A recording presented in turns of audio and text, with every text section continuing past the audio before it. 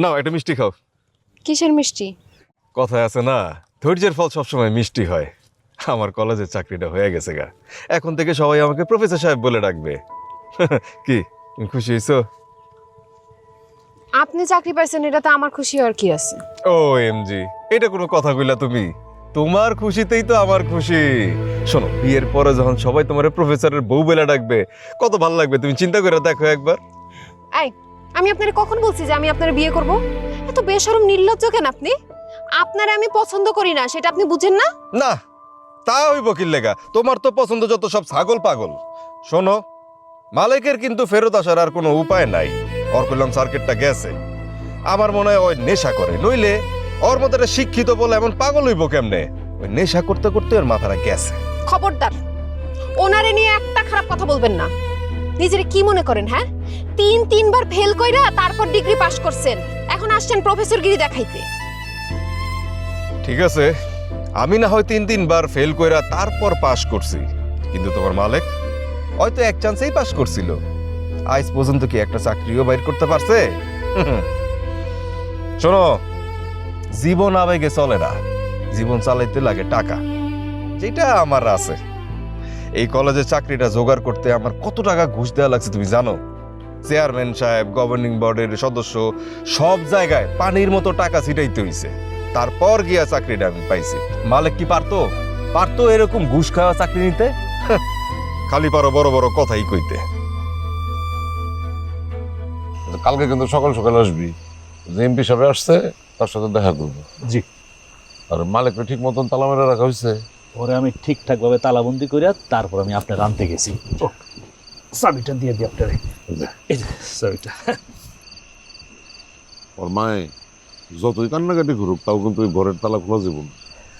কি কোন, আমার কি মাথা খারাপ হয়েছে? আমি যে পাষাণ হৃদয়, মরে গেল তো আমি খুলুম না।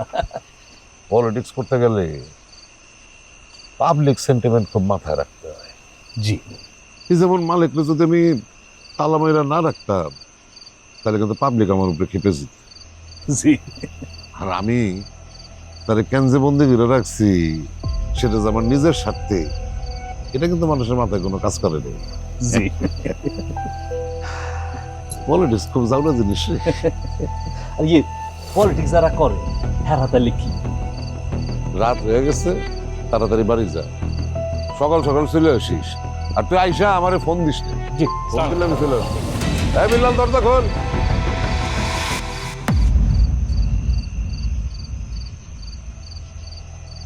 তুই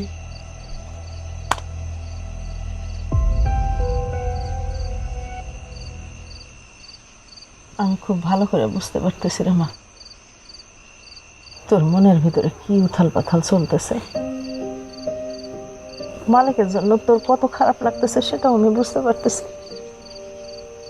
কিন্তু আমি কি করবো কত মা?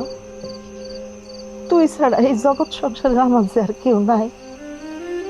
তোর ছোট তুই তোর বাপে মরে গেছে, তোর মুখের দিকে তাকায় আমি আর একটা সংসার করি নাই মা। তুই বড় হইছস, আমি যদি তোর একটা ভালো ঘর দেখে বিয়ে দিতে পারি তাহলে আমি মরে গিয়েও শান্তি পাবো। তোর সুখী তো আমার সুখী মা। আম্মা, তোমার লগে অনেক ঝগড়াঝাটি করছি, তুমি আমার মাফ করে দাও। আর কখনো আমি তোমার কথার অবাধ্য হবো না। তুমি যা কইবা আমি সবকিছু মাইনা নিব। আমি কিন্তু জানতাম আমার মাইয়া আমার কথা শুনবো। আমার মাইয়া কত ভালো মাইয়া।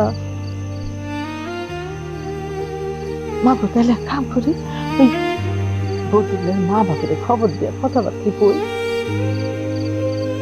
বদরুল পোলাটা কিন্তু খারাপ না রে মা, শিক্ষিত পোলা, আবার কলেজে চাকরি পাইছে। মালিক পোলাটাও ভালো, কিন্তু মা গো, ভালো দিয়া তো সংসার চলে না। তাছাড়া পোলাটা পুরাটাই পাগল। আমি যাই না শুই না একটা পাগলের হাতে কিভাবে তোরে তুলে দেবো কমা? আমার আমার পরে রাগ রাখিস না মা। আমি যেটা করি তো সুখের জন্যই করি, ভালোর জন্যই করি। না মা, তোমার উপর আমার কোনো রাগ নাই। তুমি যেটা ভালো মনে করো করো।